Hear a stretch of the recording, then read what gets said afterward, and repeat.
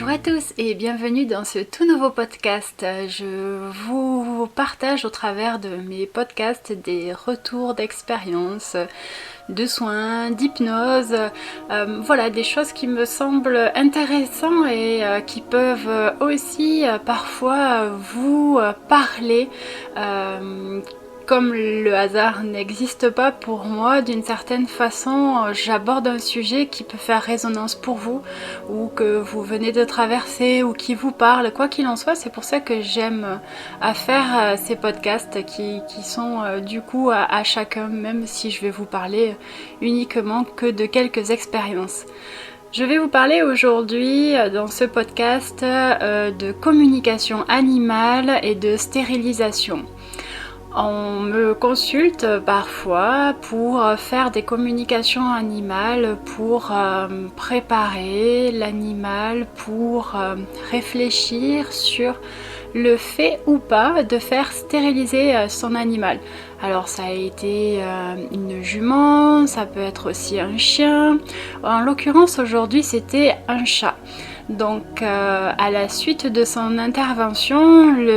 ce chat-là a modifié son comportement et c'est pour ça que son humain souhaitait faire cette communication. Alors, on va parler de l'animal et l'humain pour parler du binôme qui est pour moi essentiel. Je l'aborde aussi en parlant de l'effet miroir parce que votre animal dans votre vie est là pour vous montrer, vous faire évoluer d'une certaine manière ou vous accompagner à transcender peut-être un point de vue ou une idée, un blocage que vous pouvez rencontrer lors de votre vie en règle générale. Voilà, donc je fais toujours pareil, quelques énumérations ou des généralités. Quoi qu'il en soit, j'ai pu faire, donc comme je vous l'évoquais, plusieurs consultations, donc plusieurs communications pour ces animaux-là, que ce soit en amont pour voir s'ils sont ok ou pas, s'ils souhaitent ou pas, s'il y a un souci à ce qui se fasse, que l'intervention se passe.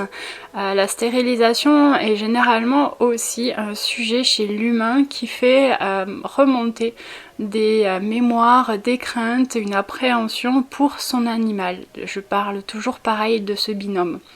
Aujourd'hui, la personne du coup était entièrement ok d'une certaine manière, était d'accord pour elle-même, mais en revanche c'était compliqué pour son chat de lui faire vivre ça, sachant que elle ne pourra pas reproduire et que du coup l'ayant vécu, elle trouvait ça d'une certaine manière de lui priver de cette liberté ou de ce choix-là. Donc toutes ces questions-là, elles peuvent se poser en amont et là-dedans, il n'y a ni bien ni mal, quoi qu'il en soit, ça nous fait nous questionner sur ce que nous sommes et sur comment nous vivons cette étape-là dans la vie d'être parent ou pas, parce que le fait il est là, de savoir comment on vit le fait de mettre au monde, si c'est une femme, un enfant, du coup le lien bien évidemment avec le père et son fils ou sa fille, enfin voilà, vivre tout ça et ou subir ou se donner les moyens d'y arriver, de ne pas y arriver quand on rencontre des difficultés à ne pas tomber enceinte ou ne pas pouvoir ou n'avoir pas réussi à être papa. Voilà, ce sont des questions qui sont du coup très pertinentes et qui reviennent lors en effet miroir en fait des communications animales que je peux faire. Donc c'est pour ça que je souhaitais vraiment vous le partager, parce que il y a toujours quelque chose à transcender pour vous au travers de votre animal quand le choix se pose de faire stériliser son animal ou pas. Généralement, de leur point de vue à eux, parce que aussi c'est très très important, je fais toujours pareil des généralités, ça se passe plutôt bien. Il faut voir bien évidemment les circonstances, le choix de savoir pourquoi on le fait, si c'est des raisons médicales, si c'est pour une raison de praticité, de survie, enfin voilà, il y a plusieurs facteurs, on ne remet pas en cause le pourquoi. Mais généralement l'animal le vit assez bien dans le sens où si l'humain il est ok là-dessus, lui il est ok en règle générale aussi. eux sont vraiment là dans cette démarche d'accompagnement et c'est comme ça que moi je le ressens et comme ça ils me le traduisent en règle générale au travers des communications que je peux faire avec eux. Donc pour eux, ils ont vraiment cette capacité à accomplir vraiment ça pour faire transcender, pour accompagner l'humain aussi dans cette démarche-là. Il y a des animaux bien évidemment qui subissent cette contrainte-là parce qu'ils ont pu faire des précédentes expériences et ils ont peut-être toute une vie été c'était leur place, c'était leur travail de mettre la vie en route ou de donner vie. Tout ça en fait c'est très très intéressant et pertinent et c'est pour ça que je vous laisse sur ces réflexions là de voir quelle est la place, quel est le rôle dans tout ça parce que chez les animaux c'est plus clair en règle générale que pour nous. Donc si vous aussi vous êtes dans cette idée de savoir comment vous vivez le fait que votre animal se fasse opérer, non pas subir cette opération, parce que généralement on dit on subit cette opération là ou on va le faire, donc quoi qu'il en soit, on peut toujours communiquer avec l'animal pour le préparer, pour lui expliquer, pour le rassurer, pour l'accompagner, pour lui dire que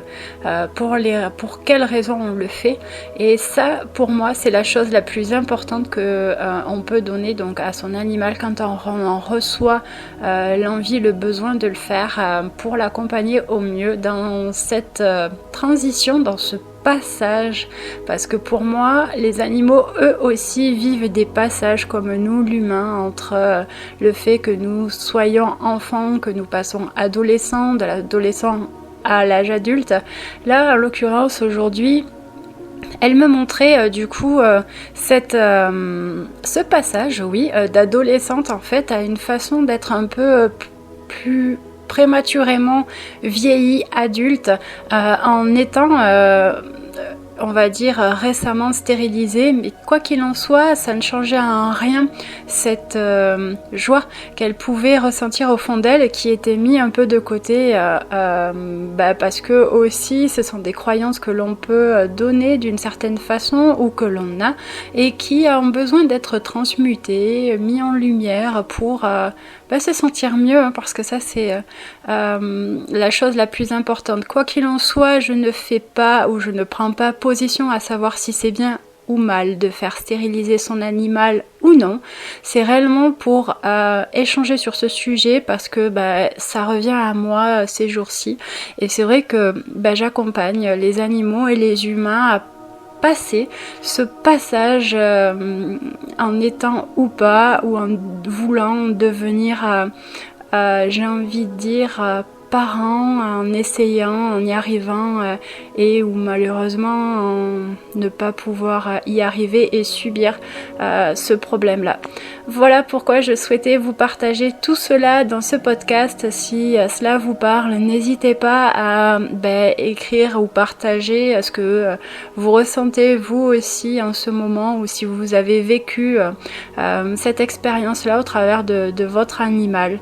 Je vous dis à tout bientôt pour un prochain podcast. Bye bye!